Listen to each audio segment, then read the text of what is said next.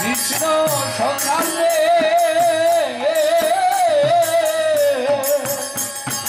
যেন হরি হরি বলি যেন তুলি যেন হরি হরি বলি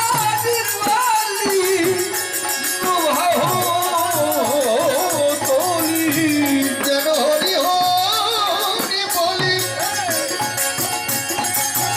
যেন তুলি ও যেন হরি হরি বলি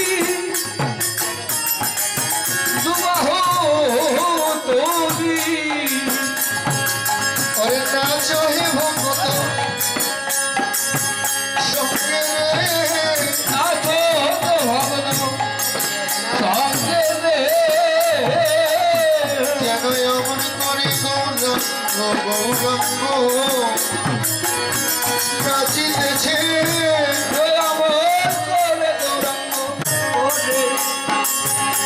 গৌরঙ্গ নাচিতেছে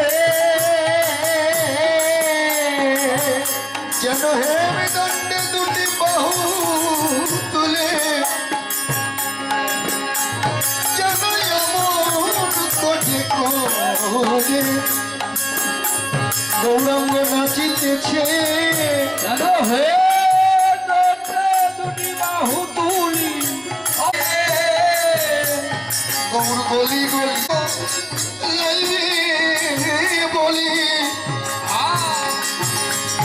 গৌর গলি গলি যেন জগৎকে গলাইবে বলি যেন নাম প্রেমার ভক্তি দিয়ে রামে ভক্তি দিয়ে বলে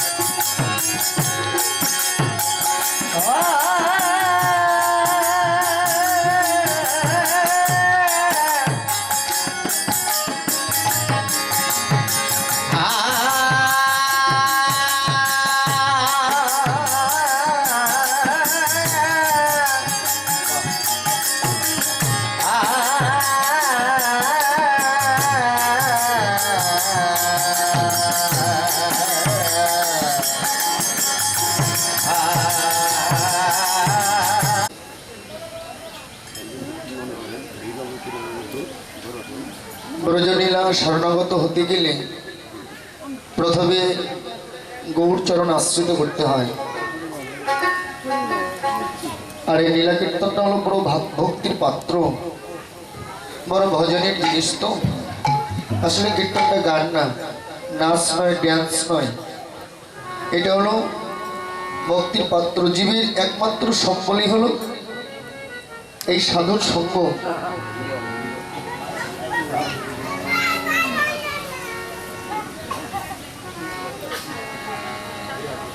এই নবদ্বীপে কোনো এক সময়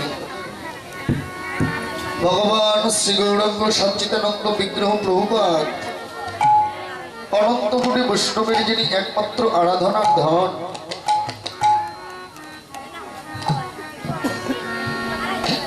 ব্রজবিহারী নাটোয়ার শিরোমণি কৃষ্ণ প্রিয়াজির প্রাণবল্লভ আহা সুরধনীর তীরে দাঁড়িয়ে ঠিক ব্রজের সম্মুখীন হয়ে ডান হস্ত উত্তোলন করে বৃদ্ধ অঙ্গুলিকে আগুনের লেলিহার বা শিখার মতো ফেলে রেখেছে, আর চারটি কর দ্বারা ধবলি শ্যামলি বলে ডাকছিল। তাহলে চারটি কর, চারটি দুইবার ডাকছিল, ধবলি শ্যামলি, তাহলে চারটে গুলো। আর তাই না, পাশে দাঁড়িয়ে লিখতে পারছিল না। গৌরের যে এত মাধুর্য, আহা!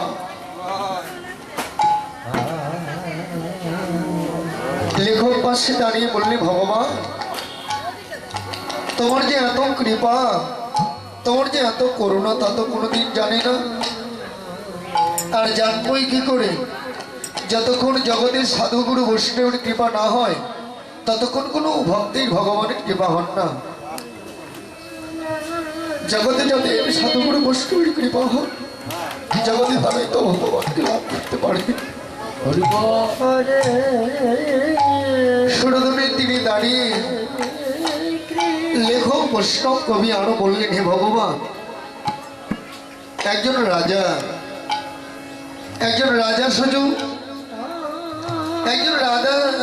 শুধু প্রতিমাই বিসর্জন দিতে পারে। যেমন ধরুন শারদীয় উৎসবে যে দুর্গা মন্দিরে যে দুর্গা উৎসবে আনন্দ হয়, দশমীর শেষ ভাগে প্রতিমা জলে বিসর্জন দেওয়া হয়, এটি রাজার কর্তব্য। রাজা শুধু প্রতিমাকে বিসর্জন দিতে পারে, কিন্তু যারা ভগবানকে ভালোবাসে তারা শুধু প্রতিমা বিসর্জন দেয় না, তারা ভগবান চরণে দেহ মনোপ্রাণ সর্বস্ব সবই দেয়।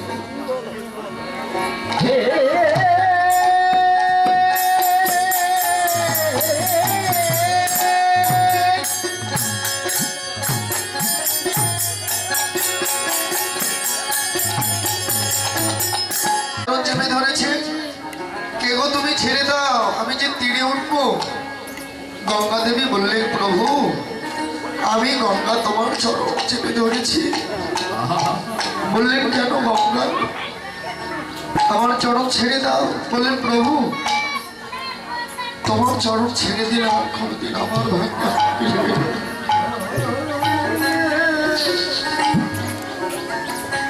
বললেন, কেন গঙ্গা, এই মেয়ে হয়ে যাই রে,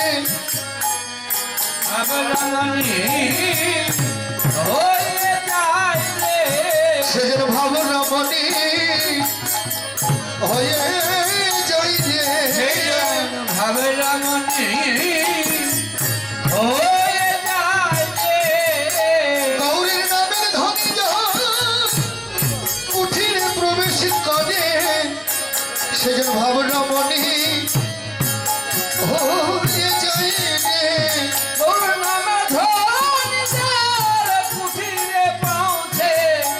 ভাবে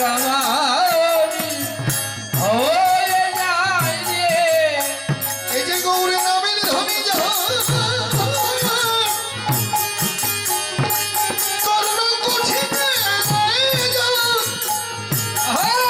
কঠিনে প্রবেশ করে, সেজন নদীর মাঝে আই রমণী। হরি বল, হরি বল, হরি বল, হরি বল।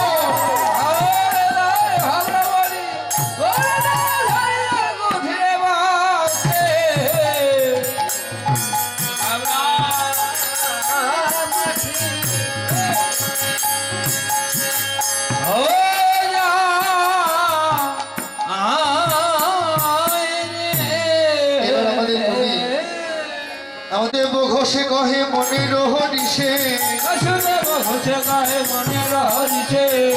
দেব ঘোষে কহে মনের হরিষে, বাসুদেব ঘোষ কহে মনের হরিষে, কৃষ্ণ নীলা গোড়া চাঁদ করিলাম প্রকাশে, কৃষ্ণ নীলা গোড়া চাঁদ করিল প্রকাশে, কৃষ্ণ নীলা গোড়া চাঁদ করিলাম।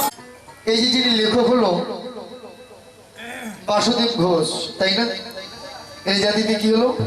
বাসুদেব ঘোষ, তাই না? ঘোষ না, এরা দধির কাজ করে না, দুধের কাজ করে না, তাহলে কেন ঘোষ লিখলেন? বাসুদেব ঘোষ এরা তিন ভাই। বাসুদেব ঘোষ পদকর্তা, লেখক, এরা তিন ভাই ছিল, তিনজনই ছিল লেখক। আর বাসুদেব ঘোষ কেন হলো? ইনি নবদ্বীপে প্রথম ঘোষণা করেছিলেন হরিনাম সংকীর্তনের, নবদ্বীপে। বল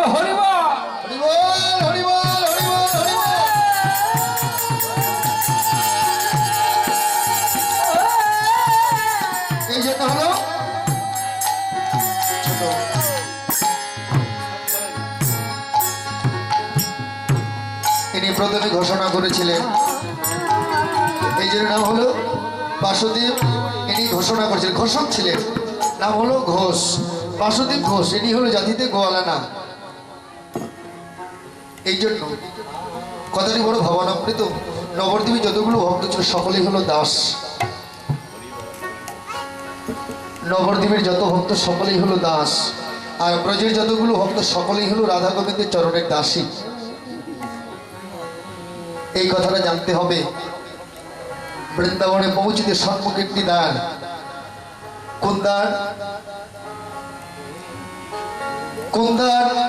বৃন্দাবনের সম্মুখে, বৃন্দাবনে পৌঁছিতে সম্মুখে একটি দ্বার, এ দ্বার ছাড়িয়া যদি যায় কেউ অন্য দ্বারে, তাই না? একটাই দ্বার, একটা দ্বার তো চেনা দূরের কথা, কৃষ্ণ বানান যে কি যে লিখতে হয় তাই তো লিখতে পারে না, আর দ্বার চিনতে কি করে? যদি ভ্রমণ করতে হয়, এক জনমের কথা নয়। এইবারে বৃন্দাবনে নবদ্বীপে নীলা সমর্থ রেখে ব্রজলীলায় শরণাগত হয়েছে। এইবার সকাল বেলায় জাগরণ কীর্তনের সময় হয়ে গেল, সেই বিকেলে ফিরে আসবে, আবার মন্থন করতে লাগলো। ছোট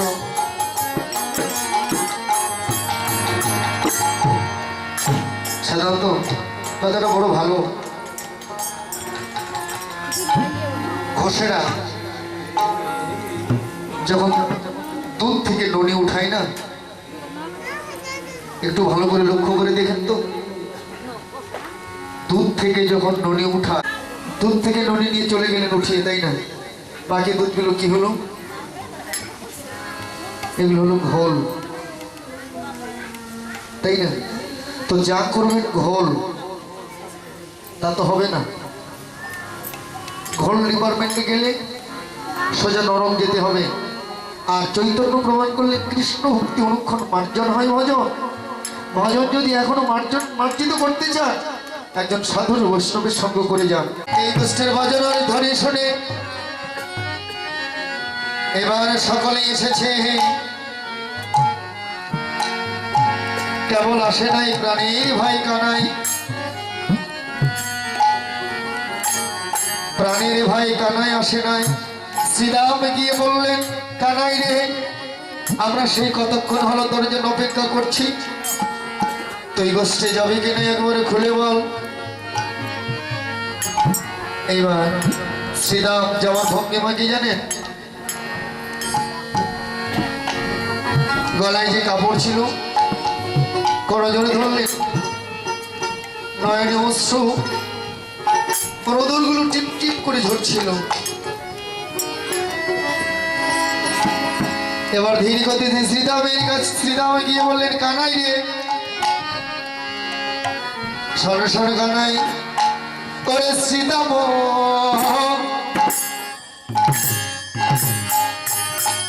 আরে যাইয়া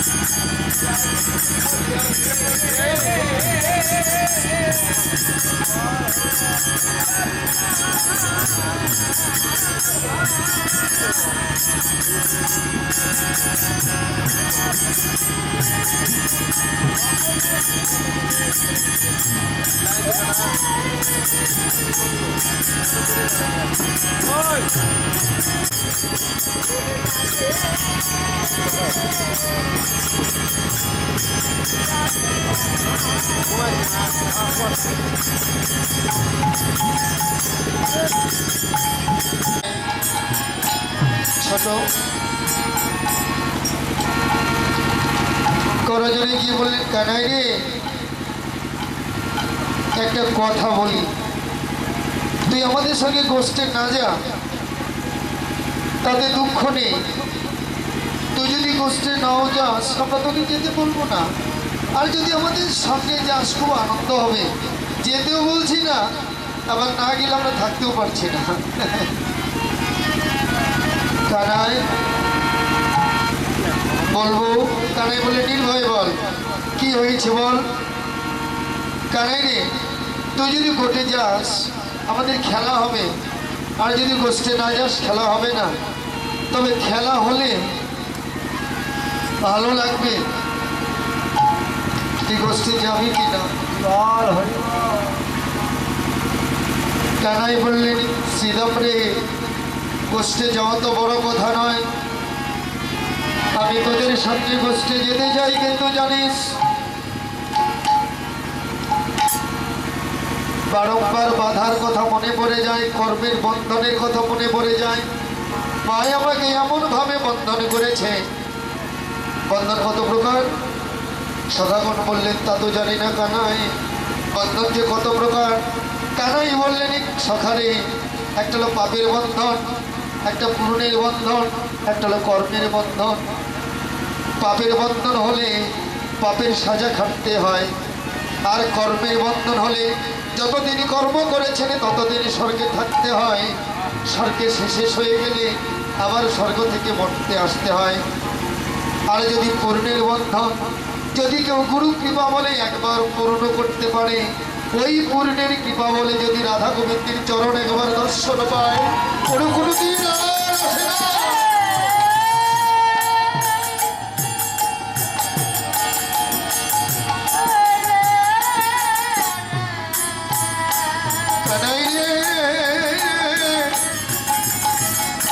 একদিন কালীদহেরই বিড়ি জল খেয়ে আমরা মারা গিয়েছিলাম। বাগপত্রিকা করলেন, কালীদহের বিড়ি জল খেয়ে তো আমরা মারা গিয়েছিলাম। তুই যদি আমাদেরকে না বাঁচাতে, আমরা তো কেউ বাঁচতে পারতাম না। কানাই রে, তুই যদি আমাদের সঙ্গে গোষ্ঠী না যাস, তাও দুঃখ নেই।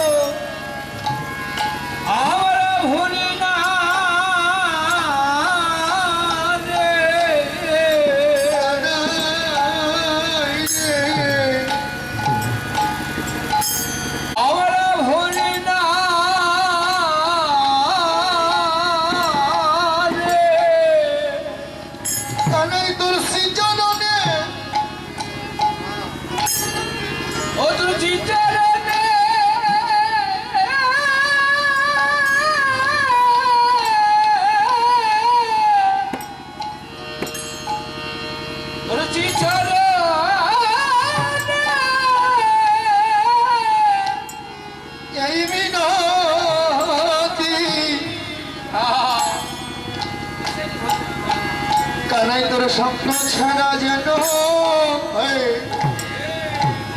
করিস নে ভাই, ও তোর চিচরণে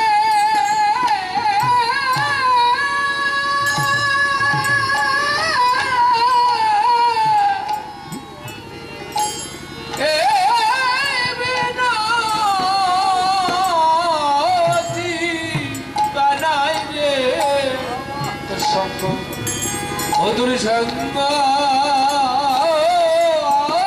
ছাড়া করিস না। আমায় করি